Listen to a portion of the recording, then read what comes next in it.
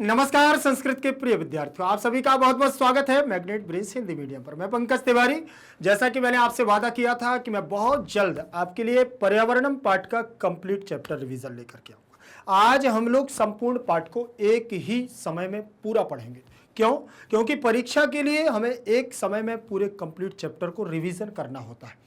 तो ध्यान रखिएगा, आज हम लोग कंप्लीट चैप्टर रिवीजन करने वाले हैं। लेकिन उससे पहले मैं आपको बता दूं कि मैग्नेट ब्रेन्स के द्वारा कक्षा 7वीं से लेकर के कक्षा 12वीं तक के हिंदी मीडियम और इंग्लिश मीडियम के बहुत ही सुंदर तरीके से शिक्षकों के मार्गदर्शन में टीम के परिश्रम से बहुत प्यारे तरीके से नोट्स तैयार हुए। वो नोट्स आपकी परीक्षा में उत्कृष्ट और उत्तम अंक लाने में आपकी मदद करेंगे। तो जल्दी से जल्दी आप लोग उन नोट्सों की जानकारी जरूर लीजिएगा। वो नोट्स आपको मिलेंगे कैसे? जिस वीडियो से आप मुझे देख पा रहे हैं उसी के नीचे लिंक इन डिस्क्रिप्शन बॉक्स में आप जाइए तो ई नोट्स और ई बुक्स की संपूर्ण जानकारी आपको वहां से प्राप्त हो जाएगी। बिल्कुल ध्यान रखिएगा, भूलिएगा नहीं। आज हमारी जो क्लास है, हम क्लास पर चलेंगे। ध्यान रखें, क्लास रहेगी कक्षा 9वीं। देखिए, संस्कृत सैमुसी प्रथमो भागा पर्यावरणम कंप्लीट चैप्टर रिवीजन। ध्यान रखना, पर्यावरण के बारे में है। हम लोगों ने वैसे तो भाग 1 और 2 में संपूर्ण पर्यावरण पर चर्चा कर चुके हैं। इसमें समय का अंतराल हम लोग कम रखेंगे। क्यों? क्योंकि ये रिवीजन हो रहा है। ध्यान रखें। तो पहले हम लोग पाठ के परिचय पर ही चलते हैं। लिखा हुआ है, प्रस्तुत पाठ पर्यावरण की समस्या को ध्यान में रख करके लिखा गया है। एक लघु निबंध है। ये हमारा एक छोटी सी कथा है, लघु निबंध है। आज मनुष्य का वातावरण बुरी तरह से प्रदूषित हो गया है। पर्यावरण को प्रदूषित करने में मानव का सर्वाधिक योगदान है। मनुष्य ने अपनी दुर्बुद्धिवश जल, मृदा, वायु आदि को प्रदूषित कर दिया है। अब यहाँ पर आप 3 चीजें देख रहे होंगे, जल, मृदा और वायु। ठीक, ये बहुत ही खतरनाक प्रदूषण है। अगर व्यक्ति इन चीजों को बचा करके रखे तो मानव का जीवन बहुत ही सुखद हो जाएगा। लेकिन कहाँ? दुर्बुद्धि हमारी हो चुकी है। दुर्बुद्धि बस, स्पष्ट लिखा हुआ है, अपनी दुर्बुद्धि बस। क्योंकि उसको केवल ये दिखता है हमारा कार्य कैसे बन रहा है, लेकिन व्यक्ति ये नहीं देखता है कि समाज का हित किसमें, पर्यावरण का हित किसमें। लेकिन वास्तविकता व्यक्ति केवल और केवल अपने स्वार्थ को भोग रहा है। और अपने स्वार्थ की वजह से आज पृथ्वी पर बहुत सारे ऐसे बड़े बड़े क्या हो रहे हैं, विकराल प्रलय आ रहे हैं। चाहे वो रोग के माध्यम से हो, चाहे वो प्रकृति के माध्यम से हो, चाहे वो ऐसी अनिष्ट शक्तियों के माध्यम से हो जिसमें केवल और केवल मानव झुलस रहा है। ध्यान रखिएगा। तो मृदा की बात करें, मृदा प्रदूषण कैसे होता है? मृदा में आपने देखा होगा कि अभी हम लोग प्लास्टिक का प्रयोग करते हैं, पन्नी का प्रयोग करते हैं। एक ही चीज है प्लास्टिक या पन्नी। ठीक, प्लास्टिक का प्रयोग करते हैं और ऐसी कीटनाशक दवाओं का प्रयोग करते हैं हम अपनी फसलों में, जिससे मृदा का क्या होता है? क्षय होता है। अर्थात मृदा के अंदर जो शक्ति होती है, मृदा अर्थात मिट्टी में जो उर्वरा शक्ति होती है वो नष्ट हो जाती है और यह प्रदूषण के रूप में कार्य करती है। अर्थात उससे उगने वाली फसल हमारे लिए हानिकारक होती है। पहले तो पता नहीं चलता, क्योंकि यह तीव्र गति से हमको बहुत सारा धन देती है। धन का मतलब जहां पर फसल 1 इकाई में होना है वहां उससे 10 गुना इकाई में हमारी फसल होने लगती है। लेकिन वह गत 1, 2, 3, 4 साल तक ये होगी, फिर धीरे धीरे उसकी फसल क्षमता घटती जाएगी, क्योंकि मृदा में प्रदूषण फैल रहा है। ध्यान रखिएगा। तो ये हमारी मृदा प्रदूषण। फिर जल प्रदूषण की बात करें तो बहुत बड़ी बड़ी ऐसे हमारे शस्त्रागार हैं, ऐसे हमारे यंत्रागार हैं, अर्थात जिन्हें हम फैक्ट्रियां बोलते हैं।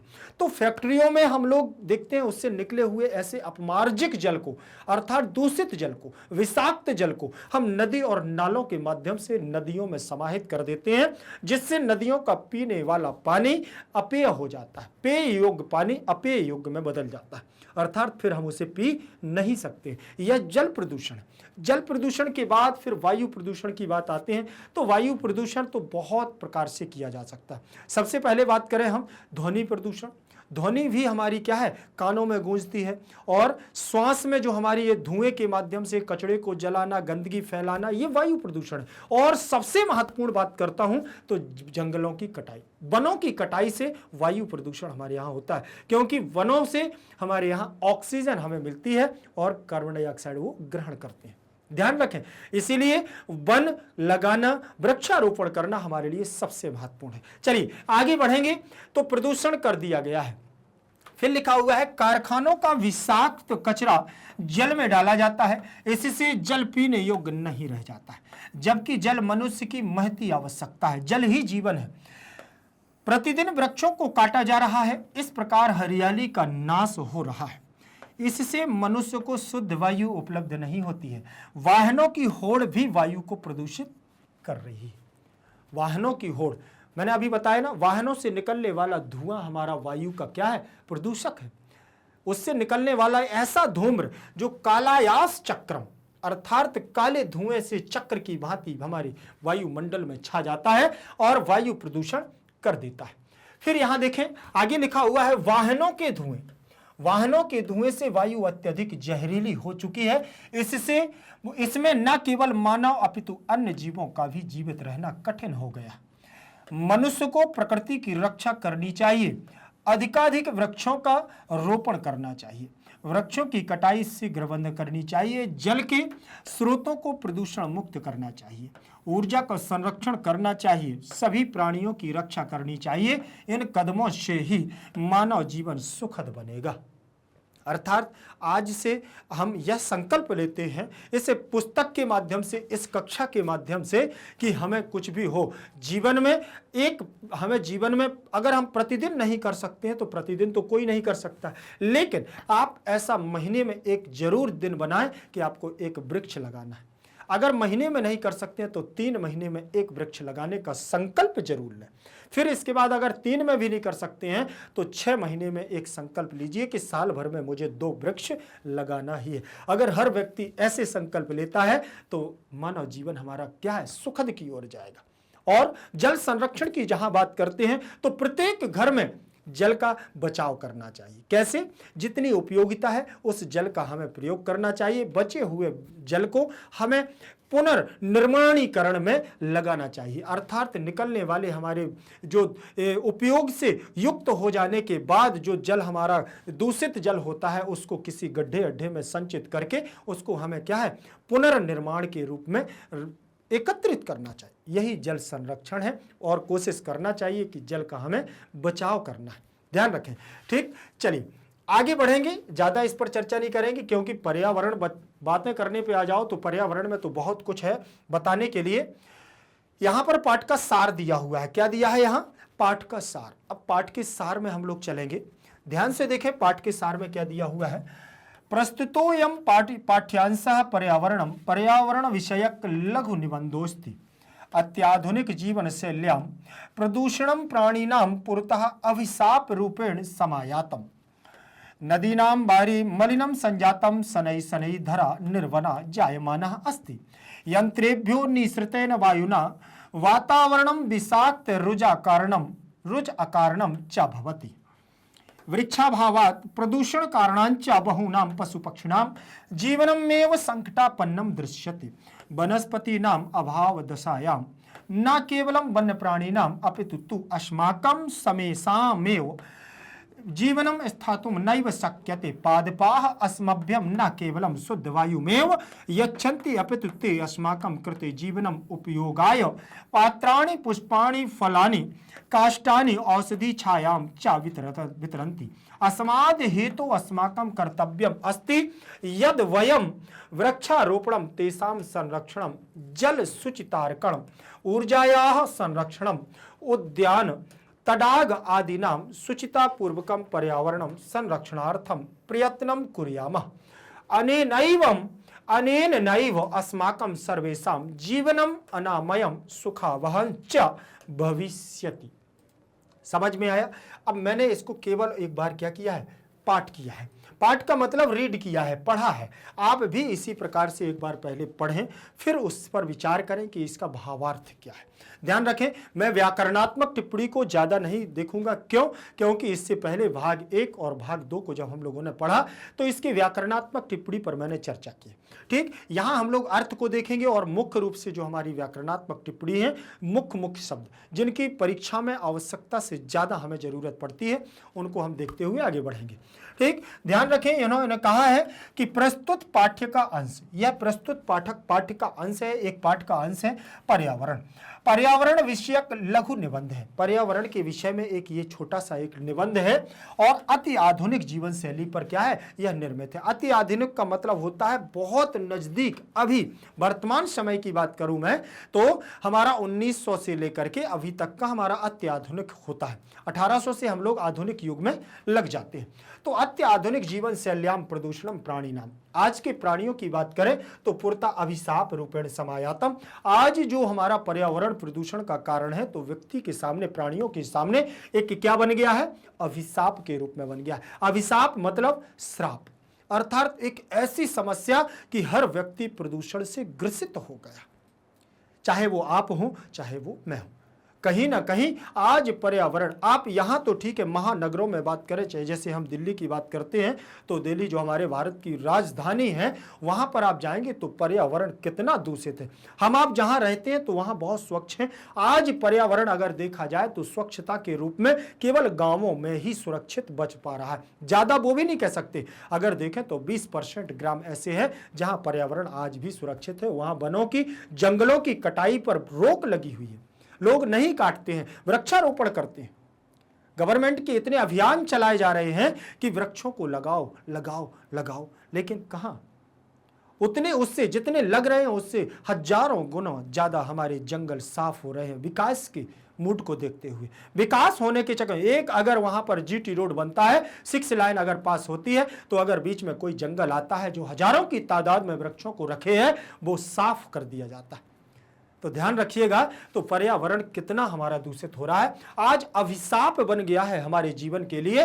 नदीना मारी मलिनम संजातम, और नदियों का पानी आज हमारा दूषित हो गया, मलिनम संजातम, अर्थात दूषित हो चुका है। सनई सनई धरा निर्वना जायमाना अस्ति, और धीरे धीरे हमारी क्या है, जमीन बंजर होती जा रही है। यंत्रेभ्यो निसृतेन वायुना वातावरण विषाक्त रुजाकारकम च भवति, अर्थात यंत्रेभ्यो माने यंत्रों के द्वारा, यंत्रों से, यंत्र मतलब फैक्ट्रियों के द्वारा निकले हुए, निसृतेन वायु नाम, उससे निकली हुई वायु से वातावरण विषाक्त तो होता जा रहा है। रुजाकारकम च भवति, वृक्षाभावात, अर्थात वृक्षों के अभाव से प्रदूषण कारणां च बहुनाम पशु पक्षिणाम जीव में संकटापन्ना दृश्यते, वृक्षों का अभाव हो रहा है, उससे प्रदूषण का कारण बढ़ रहा है। ठीक, और प्रदूषण का कारण होने से बहुत सारे पशु पक्षियों का जीवन ही संकट में देखने को मिलता है, संकट ग्रसित हो गया। अच्छा, आप पूछेंगे कि वृक्षों की कटाई हो रही और जीव जंतुओं पर संकट कैसे आ रहा है, तो जीव जंतु कहाँ रहते हैं? जैसे हम पशुओं की बात करें, जंगलों के जानवरों की बात करें तो कहाँ रहते हैं? जंगल में रहते हैं। अगर जंगल के जानवरों को, वहां के जंगल को साफ कर दिया जाएगा तो वो कहाँ जाएंगे? वो संकटग्रस्त ही हो जाएंगे। वनस्पति अभाव दशायाम न केवलम वन प्राणिनाम अपितु अस्माकम समेषाम एव जीवनम स्थातुम नैव शक्यते। वनस्पति का मतलब होता है औषधियां, अर्थात वनों से बहुत सारी औषधियां हमें प्राप्त होती हैं, उनका अभाव, उनके अभाव की दशा में न केवल वन प्राणी, केवल वन्य प्राणी ही हमारे इस रोग से ग्रसित नहीं है, अपितु अस्माकम मन हमारा समेषाम एव, हमारा हम सभी का ही जीवन स्थातुम न शक्यते, स्थिर हो गया। पादपाह अस्मभ्यम न केवलम शुद्ध वायु, पादपाह माने वृक्षों के लिए, वृक्ष अस्मभ्यम माने हम सब के लिए न केवल शुद्ध वायु देते हैं, यच्छन्ति अपितु ते अस्माकम कृते जीवनम उपयोगाय पत्राणि, वो हमारे लिए और क्या क्या देते हैं? केवल शुद्ध वायु नहीं देते, वो हमारे जीवन में उपयोग के लिए पत्राणि माने पत्रों को, पत्तों को, पुष्पाणि मतलब फूलों को, फलानि मतलब फलों को, काष्ठानि मतलब लकड़ी को, औषधि माने दवाइयों को, छायाम चा छाया और छाया को वितरंती अर्थात वितरित करते देते हैं।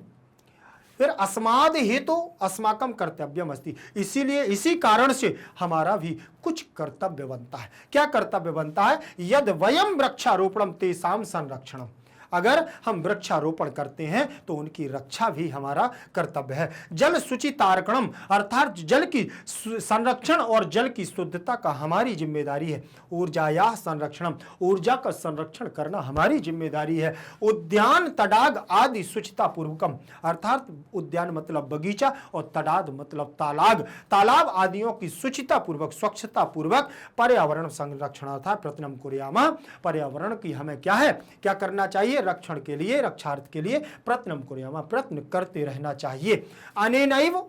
अनेनैव अस्माकं सर्वेकं जीवनम अनामयम सुखावहं च भविष्यति, और इसी कारण से हमारा जीवन क्या हो पाएगा, सुखमय और सुखद हो पाएगा। ध्यान रखिएगा, होगा, ध्यान रखिएगा, इसी कारण से। आगे देखें, इसमें प्रस्तुतो यम में पूर्व रूप संधि है, पाठ्यांशा में दीर्घ संधि दी हुई है, यहाँ पर प्राणी नाम में षष्ठी विभक्ति दी हुई है, जीवन शाल्याम में यहाँ पर सप्तमी विभक्ति दी गई है। ठीक, अभिशाप रूपेण में तृतीय विभक्ति लग गई है।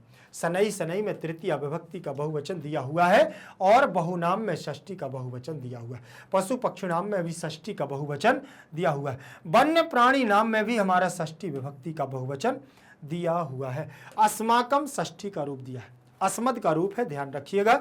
यच्छति यच्छता इच्छन्ति, तो ये लट लकार प्रथम पुरुष बहुवचनांत रूप है। अस्माकम फिर षष्ठी का, यहाँ छायाम सप्तमी का एक वचन, तेसाम में षष्ठी का बहुवचन दिया हुआ है। ठीक, तो भविष्यति हमारा ये लिट लकार भविष्य काल का रूप दिया हुआ है।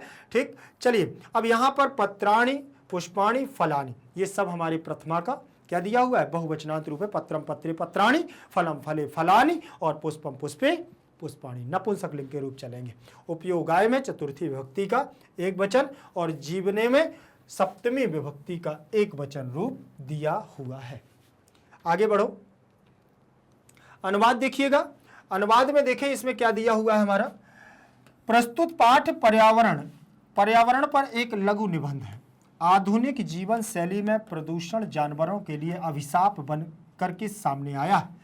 नदियों का पानी गंदा हो गया है और धीरे धीरे धरती वीरान हो रही है। मशीनों से निकलने वाली वायु वातावरण को विषैला एवं कष्टदायक बना देती है। पेड़ों की कमी और प्रदूषण के कारण कई जानवरों और पक्षियों का जीवन खतरे में पड़ता दिख रहा है। पौधों के अभाव में न केवल वन्यजीव बल्कि हम सभी जीवित नहीं रह सकते। पेड़ न केवल हमें ताजी हवा देते हैं बल्कि वे हमें जीवन में उपयोग के लिए पत्तियां, फल, फूल, लकड़ी, औषधियां और छाया भी देते हैं। इस कारण से पर्यावरण की रक्षा के लिए पेड़ लगाना, उनका संरक्षण करना, पानी को शुद्ध करना, ऊर्जा का संरक्षण करना और बगीचे में और तालाब लगाना, बगीचे और तालाब लगाना हमारा कर्तव्य है। इससे हम सभी का जीवन स्वस्थ एवं खुशहाल बनेगा। मतलब हमें तालाबों को बनाना चाहिए और हमें बगीचे आदि बनवाना चाहिए, अर्थात हमें इन सब का क्या करना चाहिए, संरक्षण करना चाहिए। आगे बढ़ेंगे, इसके बाद अब यहां से हमारा पाठ प्रारंभ होगा, तो ध्यान से देखिएगा, अपनी पुस्तक जरूर अपने पास रखें ध्यान से, ठीक है। चलिए आगे बढ़ेंगे हम, उसी के साथ लिखा हुआ है, प्रकृति समेषां प्राणिनां संरक्षणाय यतते इयं सर्वान् पुष्णाति विविधैः प्रकारैः सुख साधनैः च तर्पयति।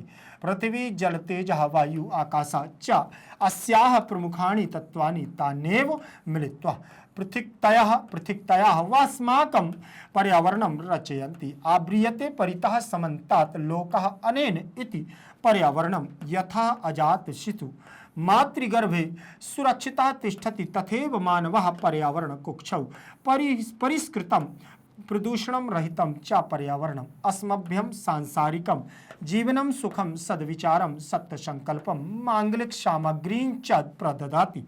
प्रकृतिकोपैः आतंकितो जनः किं कर्तुं प्रभवति। जलप्लावनैः अग्निभयैः भूकंपैः वात्याचक्रैः उल्कापात आदि दिभिश्च संतप्तस्य मानवस्य क्व मंगलम। ध्यान रखिए, यहां पर भी मैंने आपको बताया था कि एक बार पहले आप पैराग्राफ को क्या करेंगे, रीड करेंगे, पढ़ेंगे, और पढ़ने से क्या होता है ये समझ में आता है कि वास्तविकता में कोई जटिल शब्द तो नहीं है, कोई कठिन शब्द तो नहीं है। अगर कोई कठिन शब्द होता है तब हम उस शब्द को क्या कर लेते हैं, विच्छेद कर लेते हैं, उसकी प्रकृति और प्रत्यय को अलग अलग कर लेते हैं।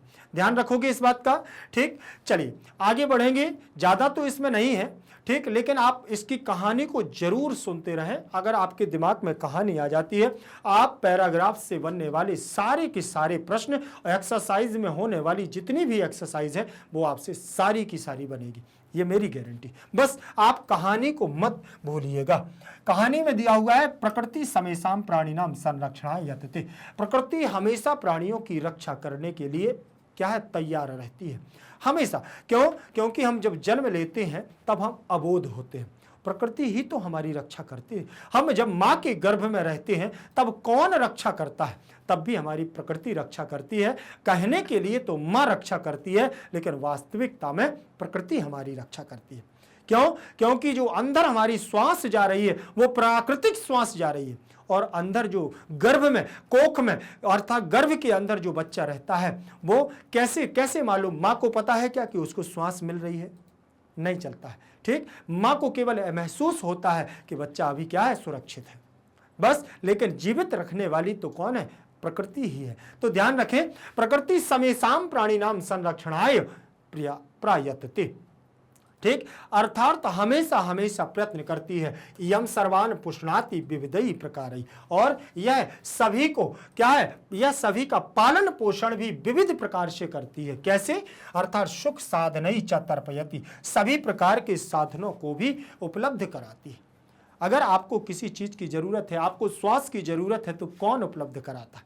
हमेशा आप ऑक्सीजन सिलेंडर लेके तो चलते नहीं है, बोलिए। अगर आपको ठंडा के होने की जरूरत है तो प्रकृति, वृक्ष आपको ठंडी हवा देते हैं। प्रातः काल की बेला में, सायंकाल की बेला में आपको वृक्षों से ठंडी हवा मिलती है। और बात करूं मैं, अगर आपको ठंडियों में गर्मी की आवश्यकता है तो वो भी सूर्य के द्वारा प्रकृति ही आपको ताप देती है। तो प्रकृति के द्वारा हम हर प्रकार से साधनों का क्या करते हैं, लाभ उठाते हैं। तो सुख साधनई च तर्पयति, पृथ्वी जल तेज वायु आकाश, अर्थात उन्होंने कह दिया है पृथ्वी जल तेज वायु आकाश, ये पृथ्वी के मुख्य पंच तत्व होते हैं। पृथ्वी के क्या है, मुख्य 5 तत्व है, प्रकृति के 5 तत्व हैं। अगर इन 5 में से कोई एक भी तत्व असंतुलन में हो गया तो समझ लेना कि पृथ्वी पर प्रलय आने वाला है। चाहे वो बात करूं मैं पृथ्वी की, अगर पृथ्वी में कभी हलचल आती है तो बड़ी से बड़ी इमारतें और बड़े से बड़े भूकंप आने हो जाते हैं, और क्षण भर में लाखों की तादाद में लोग क्या हो जाते हैं, मृत्यु के काल के मुख में चले जाते हैं। जलम की बात करें तो जल साधारण नहीं है, कहते हैं जल जीवन है, लेकिन जल अपने उफान पर आ जाए तो जल से बड़ा विनाशकारी कोई नहीं है। आपने न्यूज चैनलों में इतना सुना होगा कि वहां पर ये बाढ़ आती है, और एक बाढ़ में उसने क्या क्या नहीं कर देते। बाढ़ ऐसे नहीं आती जब अति हो जाती, अर्थात हमारे द्वारा बहुत बड़े बड़े बांधों का निर्माण किया जाता है और जल को एक जगह एकत्रित करके क्या किया जाता है, तब वह जब हमारा अत्यधिक संतुलन बिगड़ जाता है तब पृथ्वी क्या है, फिर वह जल बाढ़ के रूप में आता है। अगर वर्षा के द्वारा अत्यधिक गति में हमारे यहाँ वर्षा हो जाती है तो भी हमारे यहाँ बाढ़ आने की संभावना होती है, और यही जल प्रलय का कारण बनता है। तेज की बात करें तो तेज बताने की जरूरत है, और ये सारी चीज मैं बता रहा हूं, जो ये 5 तत्वों की जो बात कर रहा हूं, ये 5 तत्व आप में भी विराजमान है, मुझ में भी विराजमान है, अर्थात आपके अंदर भी हैं और मेरे अंदर भी। संसार के हर प्राणी, चाहे वो जीव हो, चाहे वो जंतु हो, चाहे पशु हो, चाहे मानव हो, हर व्यक्ति के अंदर यह 5 तत्व विलीन होते हैं। इसीलिए कहा गया है कि छिते जल पावक गगन समीरा, पंच तत्व यह बना शरीरा।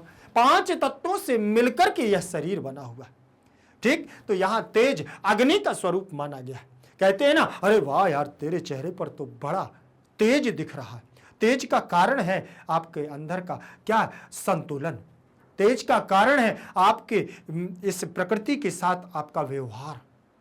व्यक्ति जब अपने संतुलन को बनाए रखता है तो उसका तेज दिखता है, और जब व्यक्ति अपना संतुलन खो देता है, चाहे वो आप खाने पीने की बात करें या अपनी नींद लेने की बात करें या किसी भी कार्य को समय पर कार्य करने की, आप उसको हम क्या कहते हैं, संतुलन। जैसे आप सुबह उठने की बात करें, प्रातः काल की वेला में अगर ब्रह्म मुहूर्त में आप जगते हैं और जागने के बाद नित्य प्रतिदिन आराधना, जो भी आपकी नित्य क्रिया है, उस नित्य क्रिया को करके आप नियम पूर्वक अगर जीवन शैली आप व्यतीत करते हैं तो आपका तेज कांति चमक उठेगी। ध्यान रखें। फिर वायु की बात करें तो ये श्वास प्राण वायु है जो हम लेते हैं, ये प्राण वायु के रूप में होती है। आकाश, हमारा पूरा शरीर आकाश है।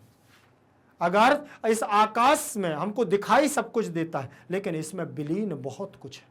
ध्यान रखिएगा, आकाश हम देखते हैं तो बहुत कुछ दिखता है, लेकिन सूक्ष्म सूक्ष्म कण ऐसे ऐसे आकाश में हैं जो हमको दिखाई नहीं देते। उसी प्रकार से बॉडी हमको दिखती तो पूरी है, लेकिन इसके अंदर क्या क्या है, इसमें विलीन क्या क्या है, ये हमें नहीं दिखाई देता है। इसीलिए छित जल पावक गगन शमीरा और पंच तत्व यह बना शरीरा। और पृथ्वी के अस्य प्रमुखानि तत्वानि, ये पृथ्वी के क्या है, 5 तत्व हैं।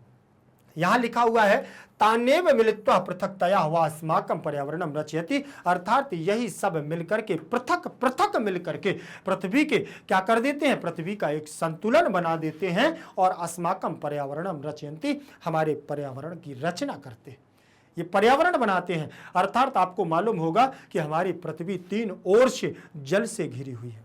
पर्यावरण बनाते हैं अर्थात ये हमारे संतुलन को रखते हैं, डगमगाते नहीं, संतुलन बना करके रखते हैं।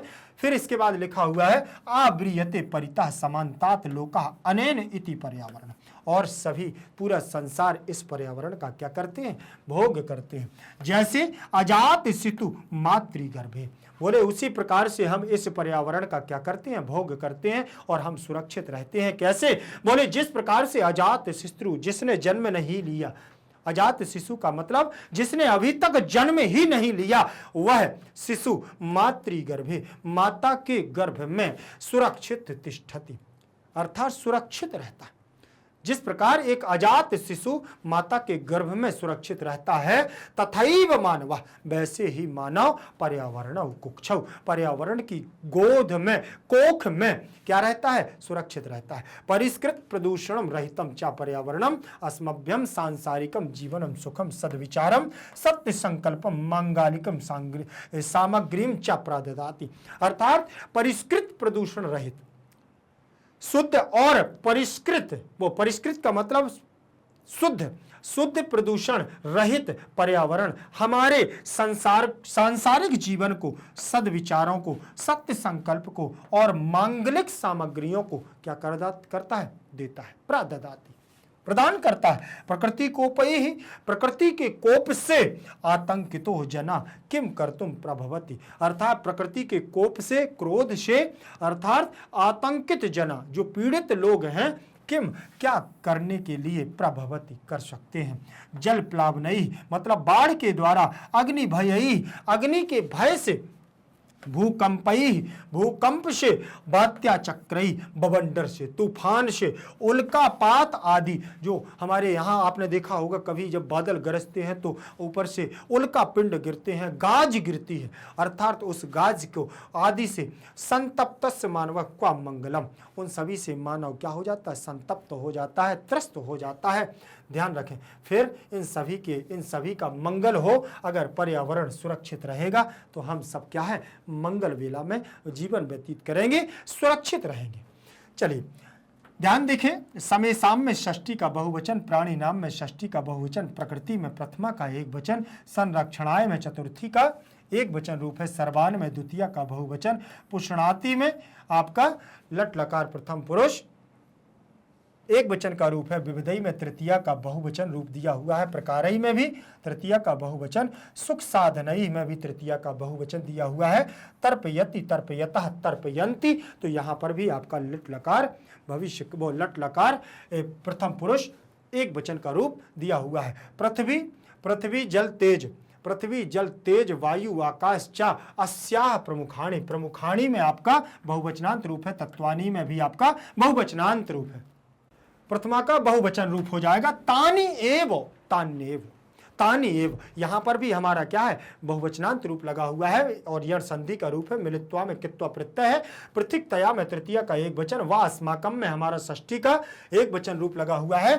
यहाँ पर आप देखेंगे यहाँ हमारी पूर्व रूप संधि हो जाएगी, रचयति रचयतः रचयन्ति, यहाँ पर भी हमारा रूप लगा हुआ है बहुवचनांत रूप। ठीक, ध्यान रखिएगा।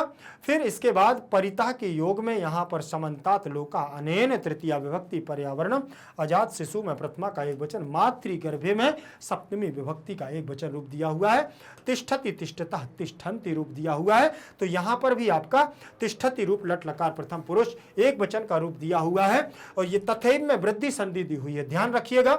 मानवा में यहाँ पर मानव से मानवा बहुवचनांत रूप है, कुक्षौ में सप्तमी का बहुवचन दिया हुआ है और जीवन सुखम द्वितीया विभक्ति, सद्विचारम द्वितीया विभक्ति, मांगलिक सामग्री च, तो यहां पर भी आपका क्या दिया हुआ है, विसर्ग अनुनासिक संधि प्रादधाति में आपका यहाँ पर क्या दिया हुआ है, ददाति दत्ता ददति, तो यहाँ पर भी लट लकार प्रथम पुरुष एक वचन का रूप है, प्राउपसर्ग लगा हुआ है।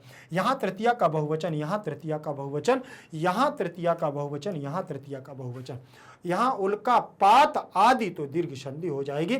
संतप्तस्य में षष्ठी का एक वचन है, मानवस्य में षष्ठी का एक वचन है। ध्यान रखिएगा। यहां पर आगे देखें, इसके शब्दार्थों पर हम लोग चर्चा करेंगे। शब्दार्थ देखेंगे, सबसे पहला शब्दार्थ रहेगा हमारा, पहला शब्दार्थ हमारा रहेगा समय शाम सबकी। समय शाम का मतलब सबकी, और यतते का मतलब प्रयत्न करती है, यतते का मतलब प्रयत्न करती है, और पुष्णाति का मतलब पोषण करती है, पोषण करती है। तान्येव का मतलब वे ही, और पृथक्तया का मतलब अलग से, परितः का मतलब चारों ओर, अजात शिशु का मतलब अजन्म शिशु। ध्यान रखें, प्रकृति हमारे लिए क्या क्या करती है, यहां पर सारी चीजें बताइए। मातृगर्भे मतलब माता के गर्भ में, कुक्षौ मतलब गर्भ में, जल प्लाव नहीं ही मन बाढ़ से, वात्य चक्र मतलब आंधी या बवंडर, और उल्कापात आदि भी माने उल्कापात आदि, उल्का आदि के गिरने से। आगे देखें, अनुवाद देखिएगा। अनुवाद में क्या दिया हुआ है यहाँ, प्रकृति सब प्राणियों की सुरक्षा के लिए प्रयत्न करती है, यह सभी का विविध प्रकार से पोषण करती है और सुख साधनों से तृप्त करती है। पृथ्वी, जल, अग्नि, वायु और आकाश इसके प्रमुख तत्व हैं। वे ही मिलकर के अथवा अलग से हमारा पर्यावरण बनाते हैं।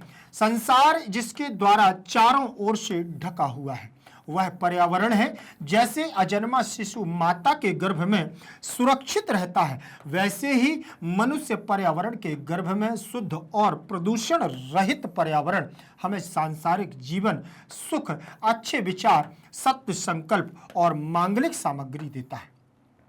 प्रकृति के क्रोध से आतंकित मनुष्य क्या कर सकता है? बाढ़ से, आग के डर से, भूकंपों से, बवंडरों से और उल्कापात आदि से दुखी मनुष्य का कल्याण कहाँ होता है?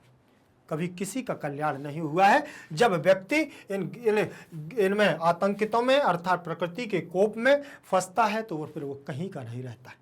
देख, मान के चलिए आप उदाहरण की बात करें तो जैसे बहुत सारी ऐसे हमारे लिए क्षय रोग आया, टीबी रोग आया, और जैसे क्या कुकर खांसी आती है, और जैसे हमारा कोविड आया, बहुत सारी चीज़ें आती हैं। तो इनको लेकर के भी क्या है, ये हमारे बहुत ऐसे ग्रसित रोग थे जिनने प्रकृति ने क्या है, प्रकृति हार गई इनसे। क्यों हार गई? इसमें भी हमारा मानव का सबसे बड़ा योगदान है।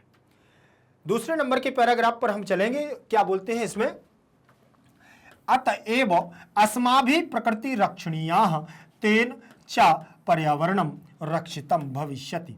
प्राचीन काले लोक मंगलाशंसिना ऋषयो वने निवसन्ति स्म, यतो हि वने सुरक्षितम पर्यावरणम उपलभ्यते स्म, तत्र विविधा विहगा कलकूजनैः श्रोत्र रसायनम ददति। सरितो गिरि निर्झराश्च अमृत स्वादु निर्मलम जलम प्रायच्छन्ति। वृक्षाः लताश्च फलानि पुष्पाणि ईंधन काष्ठानि च बाहुल्येन समुपहरन्ति।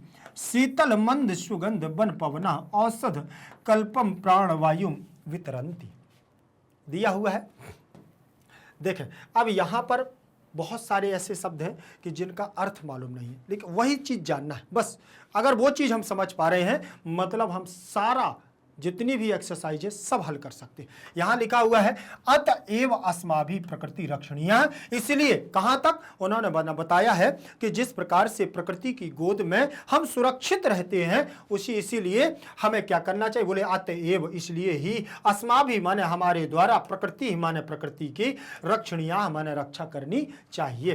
तेन च पर्यावरणम रक्षितम भविष्यति, जिससे पर्यावरण की रक्षा होगी, जिससे पर्यावरण की रक्षा होगी।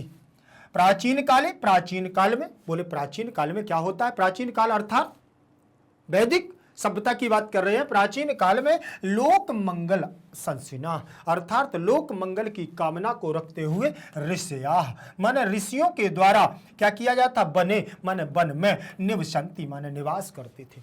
ऋषि लोग वन में निवास करते थे।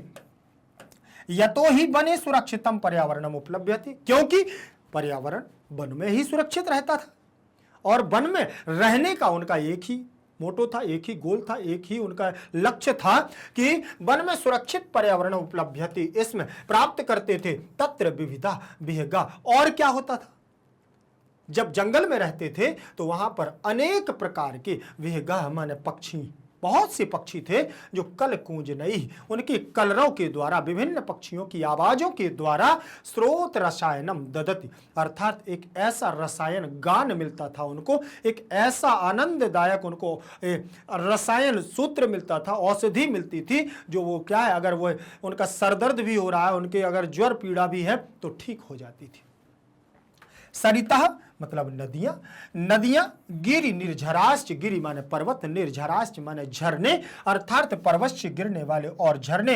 अमृत स्वादु निर्मलम जलम, अमृत के समान सुस्वादु बिल्कुल स्वच्छ और निर्मल जल क्या है, प्रायच्छन्ति माने प्राप्त करते थे। वृक्षाः बोले वृक्ष, और चा माने और, लताश्च मतलब वृक्ष और लता दोनों मिलते थे। फलानी माने फल भी, और पुष्पाणी माने पुष्प भी।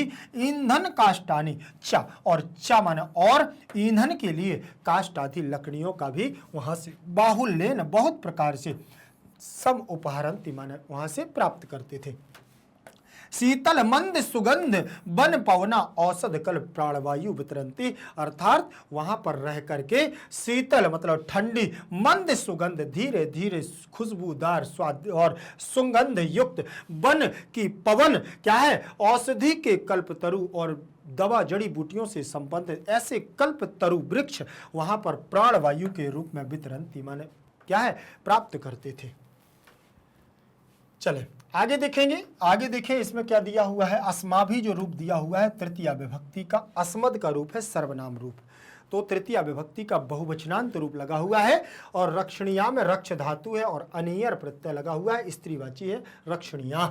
प्रकृति में प्रथमा का एक वचन है तेन सह तम, तेन मतलब उसके द्वारा, तो तृतीया विभक्ति का एक वचन रूप लगा है चा माने और, पर्यावरणम रक्षितम पर्यावरण को रक्षित करने के लिए, भविष्यति लृट लकार भविष्य काल का रूप है, भविष्यति भविष्यतः भविष्यन्ति, और इसके बाद प्राचीन काले तो सप्तमी विभक्ति का एक वचन रूप दिया हुआ है लोक मंगला, लोक मंगल असंसिन ऐसे हो जाएगा, तो लोक मंगलासिना, तो यहाँ दीर्घ संधि हो जाएगी। ऋषयः तो ऋषि ऋषि ऋषया, ऋषि ऋषि ऋषया, तो प्रथमा का बहुवचन रूप हो जाएगा। वने में सप्तमी विभक्ति का एक वचन रूप होगा निवसति निवसतः निवसन्ति, तो ये आपकी नि उपसर्ग है, वस धातु है, और लट लकार प्रथम पुरुष बहुवचन का रूप लगा हुआ है। इसमें था यतो ही वने, वने में सप्तमी का एक वचन है पर्यावरणम उपलभ्यते, लभ्यते उप उपसर्ग हो जाएगा लभ धातु से, लभ्यते लभ्यते लभ्यन्ते, तो यहाँ पर आपका कर्मवाची की क्रिया लगी हुई है। इसमें मतलब था, और ये भूतकाल का आपका सूचक है, लृट लकार का है। विहगाह में या बहुत सारे पक्षियों की बात कर रहे हैं, तो यहाँ प्रथमा का बहुवचनांत रूप लगा हुआ है विहगा विहगौ विहगाह, रामः रामौ रामाः। कल कूंजनई में तृतीया विभक्ति का बहुवचनांत रूप है, जैसे रामई ही वैसे ही कल कूंजनई, ध्यान रखोगे। फिर इसके बाद स्रोत रसायनम, स्रोत रसायन को, तो द्वितीय विभक्ति ददति, तो यहां पर आपको बहुवचनांत रूप है, दा धातु है, ददाति दत्ता ददति, ऐसे रूप बनेगा। कई बार हम लोग इसमें धोखा खा जाते हैं कि जब हमारा बनता है ना पठति पठता पठंती, ऐसे बनाते हैं, पठति पठता पठंती, ऐसे रूप बनाते हैं। तो इसी तर्ज पर हम लोग बना देते हैं ददति ददता ददंती, ददति ददता ददंती ददंती। तो ये भाई साहब बिल्कुल गलत है आपका, ये बिल्कुल से गलत है। क्यों? क्योंकि दा धातु दा दाने चतुर्थी और दा धातु दान के अर्थ में है और इसका रूप बनता है ददाति। क्या बनता है? ददाति दत्ता ददति, ऐसे रूप बनता है। तो ये आपका बहुवचन में आता है ददति। ध्यान रखिएगा, द धातु का बहुवचनांत रूप है, ना कि एक वचनांत। ये आपकी लाइन बिल्कुल गलत है, ध्यान रखिएगा। ठीक, चलिए आगे देख, क्योंकि हम लोग पढ़ते ना पठति पठता पठंती, लिखति लिखता लिखंती, चलति चलता चलंती, गमति गमता गमंती, पिबति पिबता पिबंती, तो ऐसे हम लोग बना लेते हैं ददति ददता ददंती, एक धुन मिला लेते हैं ना। तो नहीं, बिल्कुल ऐसे धुन नहीं मिलाना है, ध्यान रखिए। आगे देखेंगे सरिता, ये आपका सरित शब्द से बना हुआ है, तकारांत है सरित, ठीक है ना, तकारांत है नपु, ठीक है। और यहाँ पर आपका सरिता बहुवचनांत रूप है प्रथमा का, ध्यान रखें। गिरि निर्झराह, तो गिरि निर्झरा में यहाँ विसर्ग हो जाएगा, विसर्ग के स्थान पर सा हो गया है, तो प्रथमा का बहुवचनांत रूप दिया हुआ है। और अमृत स्वादु निर्मलम जलम प्रयच्छन्ति, तो यच्छति यच्छता यच्छन्ति, प्रा उपसर्ग पूर्वक याच धातु से यच्छति, या मांगने के अर्थ में है, देने के अर्थ में है, तो यहाँ बहुवचनांत रूप है। वृक्षाह बहुवचनांत रूप है, लताह में भी बहुवचनांत रूप दिया हुआ है, यहाँ पर भी विसर्ग संधि हो गई है। फलानी में प्रथमा का बहुवचन, पुष्पाणी में प्रथमा का बहुवचन, ईंधन काष्ठानी में भी प्रथमा का बहुवचन, चा मतलब और। बाहुल्यन में तृतीय विभक्ति का एक वचन रूप दिया हुआ है, ध्यान रखिएगा। ठीक, सम उपहरंती, तो यहाँ सम उपसर्ग है, उप उपसर्ग है और हिरी धातु से हरति हरता हरंती बना हुआ है, ठीक, बहुवचनांत रूप है। शीतल मंद सुगंध वन पवना और औषध कल्प प्राणवायुम, द्वितीय विभक्ति, और यहाँ पर तरति तरता तरंती, तो वितरत वितरंती वितरंती वितरती वितरता वितरंती, तो यहाँ बहुवचनांत रूप दिया हुआ है। शब्दार्थों को देखेंगे तो और हमारा सारा चीजें क्लियर हो जाएंगी, ध्यान रखें। यहाँ पर लिखा हुआ है अस्माभि, अस्माभि मतलब हमारे द्वारा, लोक मंगल संसिना मतलब लोक कल्याण की कामना करने वाले, निवसति इस निवसंति इस मतलब रहते थे, और यतो ही का मतलब क्योंकि। एक एक शब्द पर ध्यान देखना, क्योंकि सबसे ज्यादा महत्वपूर्ण तो शब्दार्थ ही होता है। अगर शब्दार्थ आप एक एक शब्दों को जानते हैं, विहगा माने पक्षी, और स्रोत रसायनम का मतलब कानों को अच्छे लगने वाले, ऐसे स्वाद युक्त आवाज। सरिता का मतलब नदियां फैलाती हैं, नदियां, समझ में आया ना। अब यहां से हम लोग आगे बढ़ते हैं और आगे दिया हुआ है गिरि, गिरि का मतलब होता है पर्वत, बाहुल्यन का मतलब बहुलता से अधिकता से, और वितरंती मतलब फैलाती हैं, वितरंती का मतलब फैलाती हैं, वितरण करती हैं। ठीक, आगे देखेंगे, इसका अर्थ देख लेते हैं, अर्थ में क्या दिया हुआ है। इसलिए हमारे द्वारा प्रकृति रक्षणीय है, रक्षा करनी चाहिए और उससे पर्यावरण रक्षित होगा। प्राचीन काल में लोक कल्याण की कामना चाहने वाले ऋषि वन में रहते थे, क्योंकि वन में ही सुरक्षित पर्यावरण उपलब्ध होता था। वहाँ अनेक प्रकार के पक्षी अपने कलरवों से कानों को अमृत देते थे। नदियां और पर्वतों के झरने अमृत के समान स्वादिष्ट और निर्मल जल देते थे। वृक्ष और लताएं फल फूल और ईंधन की लकड़ी बहुलता से देते हैं। शीतल मंद और सुगंधित वन की हवाएं औषध कल्प प्राणवायु विखेरती है, औषध कल्प प्राणवायु विखेरती है, समझ जाओ। ठीक, आगे बढ़ेंगे, उसी के साथ हम लोग आगे देखें। तीसरे नंबर का हमारा पैराग्राफ रहेगा। तीसरे नंबर के पैराग्राफ में क्या दिया हुआ है, ध्यान से देखें।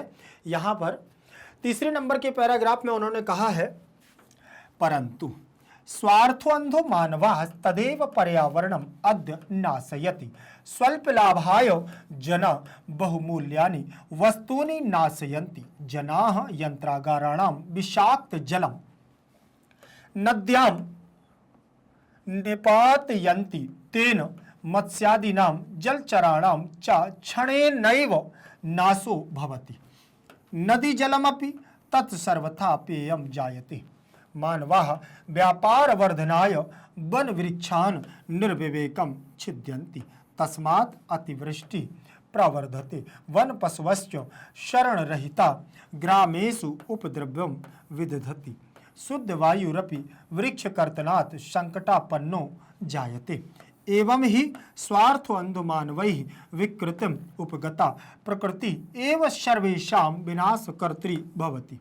विकृतिम् उपगते पर्यावरणे विविधाः रोगाः भीषण समस्याश्च संभवति। तत् सर्वम् इदानीं चिन्तनीयं प्रतिभाति। यहाँ पर भी देखें, बहुत मतलब लोगों ने 1% यह नहीं सोचा कि हमारा पर्यावरण कैसे दूषित हो रहा है। व्यक्ति अपने स्वार्थ में इतना अंधा हो जाता है, इतना डूब जाता है कि उसको यह नहीं दिखता है, अपने अलावा और उसको कुछ नहीं दिखता। यही इस पैराग्राफ का पूरा अर्थ भावार्थ है कि व्यक्ति अपने स्वार्थ में क्या किसका बिगड़ रहा है कुछ नहीं सोचता। ध्यान रखें, तो यहां पर भी क्या उन्होंने कहा, परंतु स्वार्थो अंधा मानवा, परंतु स्वार्थ में अंधा हो गया है जो मानव, ऐसे मानव को तत्एव पर्यावरणम अद्य नाशयति, और वह ही क्या कर देता है, पर्यावरण का आज नाश करता है। वही पर्यावरण का क्या कर रहा है, नाश कर रहा है, और पर्यावरण पूरी नष्ट हो रही है। ठीक, फिर स्वल्प लाभाय, स्वल्प लाभाय का मतलब ही है कम लाभ के लिए। वो ये नहीं दिखता कि बहुत ज्यादा लाभ है, वह ये दिखता है कि मेरा लाभ है कि नहीं है। स्वल्प लाभाय, थोड़े से भी लाभ के लिए, थोड़े से इतने से लाभ के लिए भी जनाः बहुमूल्यानि वस्तूनि नाशयन्ति। व्यक्ति बहुत कीमतीवान, बहुत मूल्यवान वस्तु का क्या कर देते हैं, नाश कर देते हैं, नष्ट कर देते हैं। अच्छा, मान के चलिए 50 साल से लगा हुआ, 20 साल से लगा हुआ, 10 साल से लगा हुआ वृक्ष, अगर उसको ये लगता है कि इसका फर्नीचर अच्छा बनेगा तो इसको 1 मिनट भी नहीं लगेगा, क्षण भर में मशीन को बुलवा करके यह स्वयं उस पेड़ की कटाई करवा देगा। 20 साल की रखी हुई धरोहर को क्षण भर में क्या करवा देगा, ध्वस्त करवा देगा, अपने स्वार्थ के लिए। ध्यान रखना, अपने स्वार्थ के लिए रोड आदि बन रहे हैं, विकास हो रहा है, चलिए मानते हैं विकास हो रहा है, लेकिन विकास के साथ साथ जितने वृक्ष कट गए हैं उन वृक्षों का क्या, पर्यावरण तो हमारा दूषित हो रहा है ना, प्रकृति की तो हानि हो रही ना। ये प्रकृति की हानि नहीं, ये हमारी हानि है। ध्यान रखिएगा, विकास के साथ साथ व्यक्ति उसमें क्षरण हो रहा है। आगे देखें, जनाः यंत्रागाराणाम विषाक्त जलम। अब यहां पर देखें, जनाः माने व्यक्ति, अर्थात लोग, यंत्रागाराणाम का मतलब होता है यंत्र जहां पर बन रहे हैं, आगार बन रहे हैं, आगार मतलब घर, यंत्रागाराणाम का मतलब जहां पर यंत्रों के आगार बने हुए हैं, बहुत बड़ी बड़ी फैक्ट्रियां बनी हुई हैं, उन फैक्ट्रियों से विषाक्त माने ऐसा विषयुक्त जल, मतलब दूषित जल, गंदा जल, नद्याम निपातयन्ति, नदों में मिला देते हैं, नदियों में मिला देते हैं। फिर तेन मत्स्यादीनाम जलचराणाम च क्षणेनैव नाशः भवति, और उससे क्या हो जाता है, उसके द्वारा मत्स्य आदि नाम, मछली आदि और चा माने और जलचराणाम, जितने भी जीव जल में रहते हैं, जलचर, जल में विचरण करने वाले जलचर, क्षणेनैव माने क्षण भर में ही नाशो भवति माने नष्ट हो जाते, क्षण भर में ही नष्ट हो जाते हैं। नदी जलमपि तत्सर्वथा अपेयम जायते, जिससे नदी का जल भी तत्सर्वथा अपेयम भवति, और वह पीने योग्य नहीं रह जाता। अपेयम, पीने योग्य नहीं रह जाता है, अपेय हो जाता है। मानवाः, जब मानव व्यापार वर्धना है, मानव अपने व्यापार के बढ़ाने के लिए, अपने व्यापार को, रोजगार को बढ़ाने के लिए वन वृक्षों को क्या कर देता है, निर्विवेक छिद्यंती, बिना सोचे समझे क्या कर देता है, छिद्यंती माने काट देता है, बिना सोचे एक क्षण भर भी नहीं सोचता है कि ये क्या है। और तस्मात् अवृष्टि प्रवर्धते, तस्मात् मतलब उससे आवृष्टि प्रवर्धते, मतलब आवृष्टि का मतलब यहाँ जल नहीं होना, और जहाँ जल नहीं बरसता है, वृष्टि नहीं होती है, तो निश्चित है कि सूखा हो जाएगा। तो आवृष्टि का मतलब जल ना होना और सीधा सीधा आप कह सकते हैं सूखा पड़ना, जिससे उन्होंने कहा जब निर्विवेक पूर्ण वनों की कटाई होने लगती है, वृक्षों की कटाई होने लगती है, तो उससे सूखा बढ़ने लगता है। प्रावर्धते वृद्ध धातु है तो बढ़ने के अर्थ में, ठीक। तो यहां सूखा बढ़ जाता है। वन पशुश्च शरण रहिता, और वन में रहने वाले पशु क्या हो जाते हैं? शरण रहिता, उनका कोई आश्रय नहीं रह जाता, उनका कोई ठिकाना नहीं रह जाता है, और शरण रहित हो जाते हैं ग्रामेषु। जब वह शरण रहित हो गए तो ग्रामेषु माने गांवों में, ग्रामेषु का मतलब गांवों में, उपद्रवम, उपद्रव का मतलब शैतानी, शैतानी हमला, आक्रमण। तब जब कुछ नहीं बचता है, तो चाहे वो हम लेपर्ड की बात करें, तेंदुए की बात करें, चाहे हम टाइगर की बात करें, चाहे हम लॉयन शेर की बात करें, टाइगर की बात करें, किसी की भी बात, XYZ, ठीक है ना। तो बहुत सारे ऐसे जानवर हैं जो आक्रामक हैं, और जिनको जब खाने को जंगलों में नहीं मिलता है तो वह गांवों पर क्या करने लगते हैं? उपद्रवम विदधति, गांवों पर हमला करने लगते हैं। शुद्ध वायु रपि वृक्ष कर्तनाथ, और शुद्ध वायु भी क्या है? वृक्ष कर्तनाथ माने वृक्षों की काटने से संकटापन्नो जायते, शुद्ध वायु भी संकट में पड़ जाती है, और क्या हो जाता है? संकट जन्म लेता है, घोर संकट। एवं ही स्वार्थ अंध मानवई, इससे ही और क्या है? स्वार्थ में डूबा हुआ, अंधा हुआ मानवई माने मानव के द्वारा विकृतिम उपगतः प्रकृति एव सर्वेषां विनाश कर्त्री भवति, अर्थात स्वार्थ में डूबा हुआ मानव के द्वारा ही प्रकृति क्या होती है? विकृति होती है, असंतुलन पैदा होता है, और जिससे सर्वेषां विनाश कर्त्री भवति, और सब विनाश का कारण बनते हैं, सब विनाश के मुख में जाते हैं। विकृतिम उपगते पर्यावरणे विविधा रोगा भीषण समस्याश्च संभवति, और जब पृथ्वी का संतुलन बिगड़ता है तो क्या होता है? अनेक प्रकार के पर्यावरण में विविधा, अनेक प्रकार के रोगा माने रोग, और भीषण समस्याश्च, बड़ी से बड़ी समस्याएं क्या होती हैं? संभवति, उत्पन्न होती हैं, होने लगती हैं। तत्सर्वम इदानीम चिंतनीयम प्रतिभाति, तब हम सबके लिए इस समय ये सोचने की जरूरत है। हमें यह सोचना चाहिए कि वास्तविकता में क्या ये बात सही है। अगर मैं यहाँ पढ़ा रहा हूँ, भले आप 9th क्लास से हैं, मैं आपको पढ़ा रहा हूँ, ठीक है, यहाँ पढ़ करके आप इसको पेपर में भी लिखाना, लेकिन अगर जीवन के लिए एक वृक्ष भी आपने लगा दिया तो आपका पढ़ना सार्थक हो जाएगा। ध्यान रखिएगा, क्योंकि आज जो चल रहा है ये 100% नहीं, मैं 1000 गुना % कह सकता हूं कि यह 1000% बराबर सत्य है ये बात, कि आज जो प्रकृति हमारी दूषित है तो उसका कारण हम हैं। इसीलिए हमारा यह कर्तव्य है कि हमारे घर के आस पड़ोस के, अगर हर व्यक्ति यह सोच लेता है कि हमें अपने घर के पास में वातावरण को शुद्ध रखना है, स्वच्छ रखना है, एक वृक्ष का हमें क्या करना है? वृक्षारोपण करना है। अगर प्रत्येक व्यक्ति एक एक वृक्ष को लगाना चालू कर दे तो हमारे इस भारत देश की बात करूं कि यहां पर 150 करोड़ लोग हैं। ध्यान रखिएगा, मतलब 1.5 अरब लोग, इतने लोग, कितने वृक्ष लग जाएंगे, पर्यावरण फिर से खिलखिला उठेगा और हरियाली फिर से छा जाएगी। भारत सोने की चिड़िया थी, फिर से वही सोने की चिड़िया बन जाएगी। ध्यान रखिएगा, पर्यावरण हमारे लिए महत्वपूर्ण ये नहीं है कि हम अपना जीवन कैसे यापन करते हैं, महत्वपूर्ण ये है कि जीवन को हम सुरक्षित कैसे रखते हैं।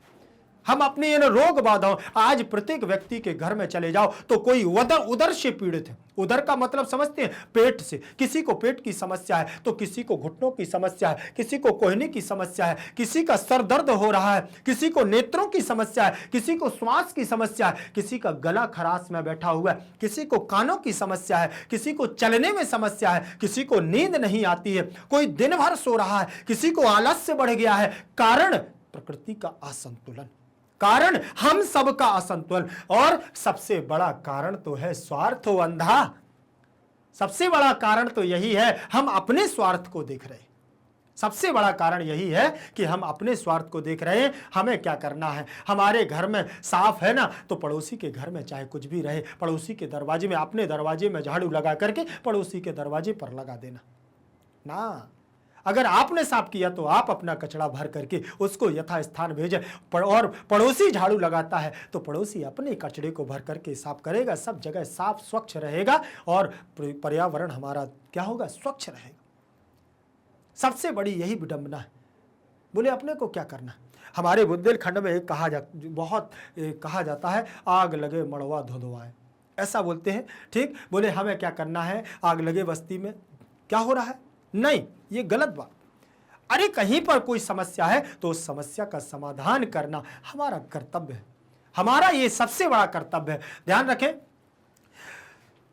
कभी कभी बहुत भाव ऐसा आ जाता है कि वास्तविकता में ये सत्य है, ऐसा लगने लगता है। ठीक, चलिए हम लोग अपने विषय पर चलेंगे और अपने विषय को अच्छे से पढ़ना है। मैं इतनी चर्चा इसलिए कर रहा हूं कि आपके दिमाग में पर्यावरण गूंज उठे, कि पर्यावरण से बनने वाला एक भी प्रश्न आपसे गलत ना हो। चलिए, स्वार्थ अंधा, यहां दीर्घ संधि है, स्वार्थ प्लस अंधा बराबर स्वार्थ अंधा। मानवः में आपका बहुवचनांत रूप लगा हुआ, तत् प्लस एव बराबर तदेव, तो व्यंजन संधि लगी हुई है। यहां पर नास्यति, नास्यतः, नास्यन्ति, लट लकार प्रथम पुरुष कर्मवाची की क्रिया दी हुई है। स्वल्प लाभाय में चतुर्थी विभक्ति लगी हुई है। स्वल्प लाभाय में क्या लगी हुई है, चतुर्थी विभक्ति लगी हुई है। और जना में प्रथमा का बहुवचन, बहुमूल्यानी में भी प्रथमा का बहुवचन, वस्तुनी में प्रथमा का बहुवचन, यहां पर भी बहुवचन, इसमें भी प्रथमा का बहुवचन। यंत्रागाराणाम षष्ठी का बहुवचन दिया हुआ है। जलम में द्वितीय विभक्ति, नद्याम में सप्तमी का एक वचन, निपात यंती में प्रथमा का बहुवचन दिया हुआ है।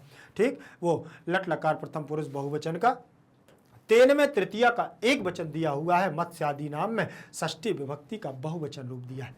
जलचराणाम में भी षष्ठी का बहुवचन, क्षणे नैव, यहां पर आपका तृतीय विभक्ति भी और वृद्धि संधि भी है। भवति, भवतः, भवंती, लट लकार प्रथम पुरुष एक वचन का रूप दिया हुआ है। तत् सर्वथा अपेयम, तो सर्वथा प्लस अपेयम, तो यहां पर आपका पूर्व रूप संधि हो जाएगी। जायते, ज धातु है, जन्मना जायते। ठीक, जायते, जायते, जायन्ते, तो कर्मवाची की क्रिया है। मानवा में प्रथमा का बहुवचन है। व्यापार वर्धनाय में चतुर्थी विभक्ति का एक वचन रूप लगा। वन वृक्षान में द्वितीय विभक्ति का बहुवचन रूप दिया हुआ है। और छिद्यति, छिद्यतः, छिद्यन्ति, तो यहां पर भी आपका बहुवचनांत रूप है लट्लकार का। तस्मात् सह तम तेन, तस्मै तस्मात् तस्य, तस्मिन्, तो पंचमी विभक्ति का एक वचन रूप दिया हुआ है। आवृष्टि में प्रथमा का एक वचन। प्रावर्धते, प्रावर्धेते, प्रावर्धन्ते, तो ये भी हमारा क्या है, आत्मनेपद का एक वचन का रूप दिया हुआ है। वन पशुवाह, पशुवाह में आपका दिया हुआ है, तो प्रथमा का पशु, पशु, पशुवाह, पशु, पशु, पशुवाह, ये हमारा उकारांत रूप बनेगा। साधु के समान, गुरु के समान, तो गुरुवाह, पशुवाह, साधुना, साधुवाह, वैसे पशुवाह, तो यहां बहुवचनांत रूप है। शरण रहिता, ग्रामेशु, सप्तमी का बहुवचन रूप दिया हुआ है।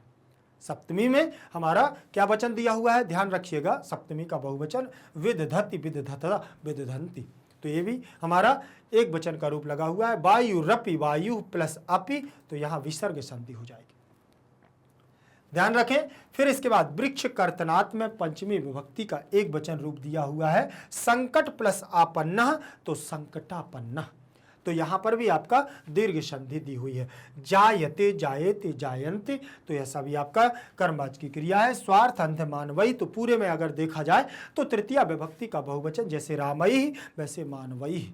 ठीक, और अगर यहां देखें तो यहां दीर्घ संधि भी है। स्वार्थ प्लस अंधा मानवई। उपगता प्रकृति एवं सर्वेशाम में षष्ठी का बहुवचन, विनाश कर्त्री, यहां पर क्री धातु से कर्त्री बना हुआ है। और यहां देखें भवती में लट लकार प्रथम पुरुष एक वचन, सप्तमी का एक वचन, सप्तमी का एक वचन। विविधा में प्रथमा का बहुवचन। रोगा में प्रथमा का बहुवचन। भीषण समस्या, तो यहां पर भी प्रथमा का बहुवचन है, विसर्ग के स्थान पर स हो गया। संभवति, संभवतः, संभवंति, तो यहां बहुवचनांत रूप दिया हुआ है। तत्सर्वम इदानीम, इदानीम माने इसी समय, चिंतनीयम, चिंत धातु से अनियर प्रत्यय लग करके चिंतनीयम बना है, मतलब यह सोचना चाहिए। और प्रतिभाति, प्रतिभाति प्राउपसर्ग, प्रति उपसर्ग पूर्वक भाति से तिप प्रत्यय है, तो यहां पर भी प्रतिभाति बन गया। इसके शब्दार्थों पर चलेंगे। शब्दार्थ देखिए मोस्ट इंपॉर्टेंट होते हैं। अगर हम शब्दार्थ को अच्छे से देखते हैं तो शब्दार्थ आपको बहुत प्यारे तरीके से देखना चाहिए। स्वार्थ अंधा का मतलब होता है स्वार्थ से अंधे, और यंत्रागाराणाम का मतलब होता है कारखानों के, नद्याम का मतलब नदी में, और मत्स्यादि नाम का मतलब मछलियों आदि के, अपेयम का मतलब न पीने योग्य, विनाश कर्त्री का मतलब विनाश करने वाली, आवृष्टि का मतलब सूखा, आवृष्टि का मतलब सूखा। ध्यान रखोगे ना? चलिए, वर्धनाय दिया हुआ है। वर्धनाय का मतलब बढ़ाने के लिए, और निर्विवेकम का मतलब विवेक रहित, मतलब 1% व्यक्ति सोचना नहीं चाहता है, बिना सोचे समझे उठाया सिर और पटक दिया। वृक्ष कर्तनात् का मतलब वृक्षों को काटने से, वृक्षों को काटने से। आगे बढ़ेंगे, अर्थ देख लीजिए। अर्थ में क्या दिया हुआ है? लिखा है परंतु स्वार्थ से अंधा मनुष्य तो आज पर्यावरण का नाश कर रहा है। थोड़े लाभ के लिए मनुष्य बहुमूल्य वस्तुओं का नाश करते हैं। लोग कारखानों का जहरीला जल नदी में गिराते हैं, उससे मछलियों आदि का और जलचरों का क्षण भर में ही नाश होता है। ये नदी का जल भी सर्वथा न पीने योग्य हो गया है। मनुष्य वन के वृक्ष व्यापार बढ़ाने के लिए और विवेकहीनता से काटते हैं, उससे सूखा बढ़ता है और शरण रहित वन के गांवों में उपद्रव करते हैं। वृक्षों को काटने से शुद्ध वायु भी संकट से युक्त हो गई है। इसी प्रकार स्वार्थ से अंधे मनुष्य के द्वारा विकृति को प्राप्त प्रकृति की सबका विनाश करने वाली हो गई है। पर्यावरण में विकार हो जाने पर अनेक रोग और भीषण समस्याएं पैदा होती हैं। वह सब अब चिंतनीय लगता है। मतलब उन्होंने ये कह दिया है कि प्रकृति जब हमारी भीषण समस्याओं से ग्रसित हो जाती है तब मानव उथल पुथल मचाने लगता है। ध्यान रखना। इसके बाद अगला पैराग्राफ देखें। अगले पैराग्राफ में ये चौथे नंबर का पैराग्राफ है, और इसमें ध्यान से आप देखिएगा क्या कहा है कि धर्मो रक्षति रक्षता इत्यार्ष वचनम पर्यावरणम रक्षणम अपि धर्मस्यैवांगम इति ऋषयः प्रतिपादितवन्तः। अतएव वापि कूप तडाग आदि निर्माणम देवायतन विश्राम गृह आदि स्थापनम च धर्म सिद्धे स्त्रोतो रूपेण अंगीकृतो। कुक्कुर, सूकर, सर्प, नकुलादि स्थलचराः, मत्स्य, कच्छप, मकर प्रभृतया जलचराश्च अपि रक्षणीयाः। यतः ते स्थलमलानां अपनोदिनः जलमलानां अपहारिणश्च प्रकृति रक्षया एव लोक रक्षा संभवति इत्यत्र नास्ति संशयः। ध्यान रखें, यहां पर उन्होंने क्या बात की है। यहां पर देखिए साधारण रूप से आप देखना, बिल्कुल आराम से पूरे इसको रीड कर लिया आपने, पढ़ लिया, और पढ़ने के बाद आपको ध्यान रखना है हमारा कहां तक टॉपिक पहुंच चुका है। उन्होंने कह दिया है हमारी प्रकृति में भीषण समस्याएं और रोग ग्रसित होने लगते हैं जब हमारे यहां पर क्या होता है, प्रकृति का संतुलन बिगड़ने लगता है। तब हमारे आर्ष वचनों के द्वारा, ऋषि मुनियों के द्वारा, क्योंकि वह जंगलों में रहते हैं, उनका कथन यही है, प्रकृति का कथन यही है। उन्होंने कहा कि धर्मो रक्षति रक्षतः, अर्थात यदि हम धर्म की रक्षा करते हैं तो धर्म हमारी रक्षा करता है। ठीक, और फिर क्या कहा, इत्यार्ष वचनम, ये आर्ष वचन है, ऋषियों का वचन है कि पर्यावरणम रक्षणम अपि धर्मस्यैवांगम इति, अर्थात पर्यावरण की रक्षा करना भी एक धर्म का अंग माना गया है। अगर आप पर्यावरण की रक्षा करते हैं, भले आप मंदिरों में नहीं जाते हैं, लेकिन पर्यावरण के प्रति, प्रकृति के प्रति आपकी आराधना निश्चिंत है, तो मान के चलिए कि आप पर्यावरण के बहुत अच्छे पुजारी हैं। धर्म आपका हमेशा साथ देता है। फिर ऋषियाः प्रतिपादित बनता, ये ऋषियों ने कहा है कि पर्यावरण की रक्षा करना एक धर्म का अंग माना गया है। अतएव वापि कूप तडाग आदि निर्माणम, जैसे मान के चलिए आदि उन्होंने बोला है, कह दिया है कि पर्यावरण की रक्षा हम कैसे कर सकते हैं, तो कुछ नहीं करो, बोले वापि अर्थात नहरों आदि को, नहरों का निर्माण करो, कूप कुएं आदियों का निर्माण करो, तडाग आदि अर्थात तालाबों का निर्माण करो। फिर उससे क्या होता है, बोले देवायतन अर्थात मंदिरों का, मंदिर आदि का निर्माण, विश्राम गृह आदि। लोग जो हमारे हताहत धूप में चलते हैं, तपन में चलते हैं, बरसात में चलते हैं और यहां तक कि ठंड में चलते हैं, तो उनके लिए, सबके लिए विश्राम गृहों की व्यवस्था करो, जो जैसी व्यवस्था कर सकता है। स्थापनम च धर्म सिद्धे स्त्रोतो रूपेण अंगीकृतम, और धर्म सिद्धि के लिए हम अनेक प्रकार के कार्य कर सकते हैं। बोले क्यों? बोले क्यों? क्योंकि हर व्यक्ति का, एक मानव का एक धर्म होता है। जब उस प्रकृति पृथ्वी पर आया है, मानव का रूप में उसने जन्म लिया है, किसी जीव जंतु के रूप में कर्म उसने जन्म लिया है, तो हर व्यक्ति का कुछ ना कुछ एक कर्म है। वो कर्म क्या है? उस कर्म के आधार पर उन्होंने कहा कि कुक्कुरः सूकर सर्प नकुलादि, अर्थात कुक्कुरः का मतलब होता है कुत्ता, श्वान, सूकर का मतलब होता है सुअर, सर्प, सर्प का सांप, और नकुलादि मतलब, नकुल मतलब नेवला आदि, स्थलचर, ये सब क्या है? स्थलचर हैं, अर्थात पृथ्वी पर विचरण करने वाले हैं। तब उन्होंने कहा मत्स्य, कच्छप और मकर प्रभृतया। मत्स्य मतलब मछली, और कच्छप मतलब कछुए, और मकर मतलब मगरमच्छ। ये सब क्या है? बोले जलचराश्च, ये सब जलचर हैं। अपि भी, ये सब भी क्या करते हैं? रक्षणीय, रक्षा करते हैं, किसकी? पृथ्वी की।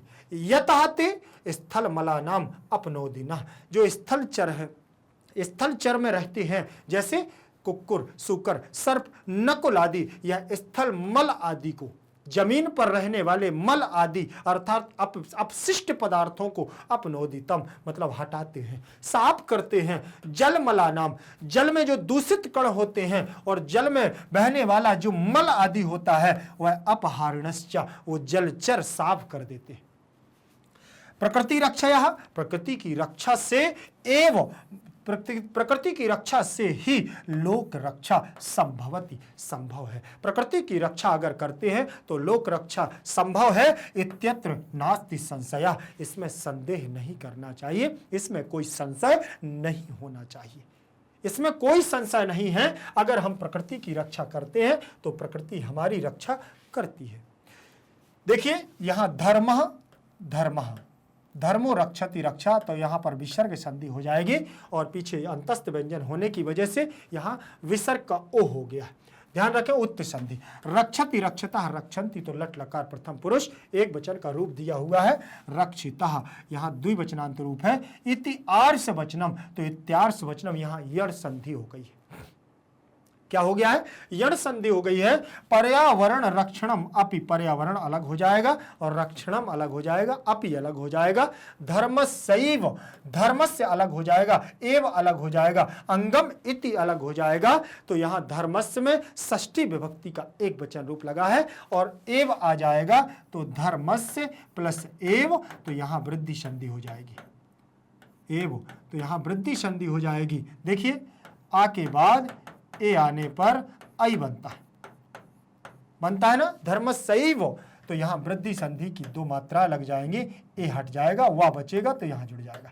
धर्मस्यैव प्लस अंगम, तो अंगम जब लगेगा तो यहां पर दीर्घ संधि हो जाएगी। वा का आ और अंगम का आ दोनों मिलेंगे तो बड़ा आ, और बड़ा आ की मात्रा यहां लग जाएगी, तो आ यहां से चला जाएगा और यहां पर अंगा बचेगा और गा बचेगा। तो ये बन गया है हमारा। और इति, इति हमारा अलग दिया हुआ है, तो इति की मात्रा इसमें लग जाएगी, तो यहाँ ई हट जाएगा और ती जुड़ जाएगा। अंगम इति बन जाएगा।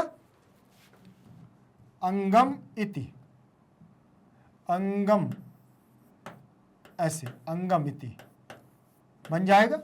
धर्मस्यैवांगम इति, तो यहां हमारी कौन सी संधि? वृद्धि संधि और दीर्घ संधि का योग बनेगा।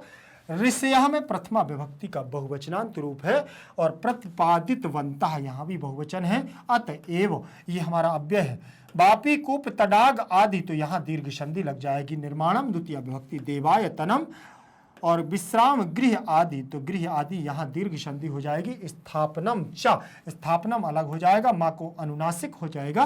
धर्म सिद्धि में यहाँ पर आपका कौन सा रूप लगा हुआ है? सप्तमी विभक्ति, वो षष्ठी विभक्ति का एक वचन रूप है। स्त्रोता, विसर्ग संधि, और यहाँ पर रूपेण में तृतीया का एक वचन, अंगीकृतम द्वितीया, कुक्कुरः सुक्रः सर्पः नकुल आदि यहाँ दीर्घ संधि। स्थल चराह में प्रथमा का बहुवचन रूप लगा हुआ है। मत्स्य कच्छप मकर प्रभृतया, यहाँ पर भी आपका बहुवचनांत रूप लगा। जल चराश्च, तो यहाँ भी विसर्ग संधि है, तो बहुवचनांत रूप है प्रथमा का। अपि माने भी, रक्षणीय में भी आपका रक्ष धातु अनियर प्रत्यय, और यत ते सह तौते, तो ये भी आपका वे स्थल मलों का, तो यहाँ बहुवचनांत रूप है। स्थल मलानाम षष्ठी विभक्ति का बहुवचन, अपनोदिना मतलब साफ करते हैं, और जल मलानाम में भी षष्ठी विभक्ति का बहुवचन रूप दिया हुआ है। अपहारिणश्च, तो अपहारिण तो बहुवचनांत रूप लगा है, और प्रकृति रक्षया में तृतीय विभक्ति का एक वचन रूप दिया हुआ है। एवं लोक रक्षा संभवती संभवतः संभवंती, तो यहाँ पर भी आपका कौन सा रूप दिया हुआ है? यहाँ पर भी आपका लट लकार प्रथम पुरुष एक वचन का रूप है। इति प्लस अत्र, तो इत्यत्र हो जाएगा। ठीक, यहाँ पर आपका यण संधि, ना प्लस अस्ति बराबर नास्ति, तो दीर्घ संधि। संशया में बहुवचनांत रूप लगा हुआ है। चलिए इसके शब्दार्थ देख लीजिए, शब्दार्थों पर चर्चा करेंगे। शब्दार्थ आप भी ध्यान से देखिएगा, शब्दार्थों में क्या दिया हुआ है। देवायतनम का मतलब मंदिर, प्रतिपादित बनता का मतलब निर्धारित किया, अपनोदिना का मतलब दूर करने वाले या हटाने वाले, संशय का मतलब होता है संदेह, कच्छपा का मतलब कछुआ, और मकर का मतलब मगरमच्छ, सूकर का मतलब सुअर, सूकर का मतलब सुअर, नकुल का मतलब नेवला, और आर्ष वचनम का मतलब ऋषियों के वचन, ऋषियों के वचन। अर्थ देखेंगे, ध्यान से देखिएगा, अर्थ में क्या लिखा है। रक्षित धर्म रक्षा करता है, ऐसा ऋषियों का वचन है। पर्यावरण का रक्षण भी धर्म का ही अंग है, ऐसा ऋषियों ने निर्धारित किया। इसलिए वापी, कुआं, तालाब आदि का निर्माण और मंदिर और विश्राम गृह आदि की स्थापना धर्म की सिद्धि के स्रोत रूप से स्वीकार किए गए हैं। कुत्ता, सुअर, सांप, नेवला आदि स्थलचर और मछली, कछुआ, मगरमच्छ आदि जलचर भी रक्षणीय हैं, क्योंकि वे भूमि की गंदगी को दूर करने वाले और जल की गंदगी को दूर करने वाले हैं। प्रकृति की रक्षा से ही लोक रक्षा संभव है, यहाँ संदेह नहीं है। हमें इसमें संशय नहीं करना चाहिए कि प्रकृति की रक्षा हम किस प्रकार से कर सकते हैं। जब जीव जंतु, पशु पक्षी अगर चाहें तो प्रकृति की रक्षा कर रहे हैं, तो हम भी तो मानव का जन्म लेकर के प्रकृति की रक्षा कर सकते हैं। कीट पतंगों को अगर पशु पक्षी नहीं खाते हैं तो कीट पतंग इतने बढ़ जाएंगे कि हमारा रहना दुश्वार हो जाएगा। ध्यान रखिए, आगे चलेंगे। चलिए यहां पर हमारा पाठ संभव पूरा हो गया है। ध्यान रखिएगा, कंप्लीट चैप्टर रिवीजन को हम लोगों ने बहुत शॉर्टकट तरीके से किया है। आप भी इसको बहुत अच्छे से पढ़िएगा, परीक्षा के लिए बहुत अच्छे से ध्यान रखिएगा, और आप भी कोशिश करिएगा कि एक वृक्ष का आरोपण जरूर करना है, एक वृक्षारोपण, एक वृक्ष जरूर लगाना है, जल का सेविंग करना है, जल बचाना है हमें, और वायु को शुद्ध करने की कोशिश करना है। ध्यान रखिएगा, पर्यावरण को अपनी तरफ से हम कितना कोशिश कर सकते हैं पर्यावरण सुरक्षित रखने में, पर्यावरण को दूषित होने से बचाना है। अपने आस पड़ोस रहने वालों को भी आप ये सारी चीजें बता सकते हैं। ध्यान रखें, मैग्नेट ब्रेन्स के द्वारा और मैग्नेट ब्रेन्स हिंदी मीडियम के द्वारा आप लोगों को बहुत सारी चीजें मतलब संपूर्ण की संपूर्ण जो भी आपके सिलेबस में है सब कुछ निःशुल्क दिया जा रहा है। भारत का एकमात्र ऐसा प्लेटफॉर्म जो आप लोगों को 100% फ्री एजुकेशन दे रहा है।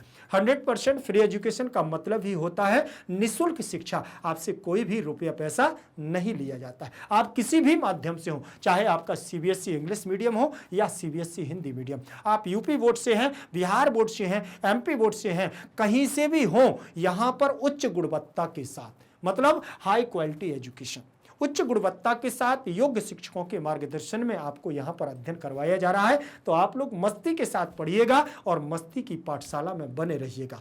ध्यान रखें, और हाँ, जाते जाते एक महत्वपूर्ण सूचना आपको देकर के जाऊंगा जो आपके काम की भी है। क्या काम की है? क्योंकि परीक्षा में तो सबसे ज़्यादा पहले हमारी सबसे पहली प्रायोरिटी किसके लिए है? अंकों के लिए। नंबर लाना है। तो नंबर कैसे आएंगे?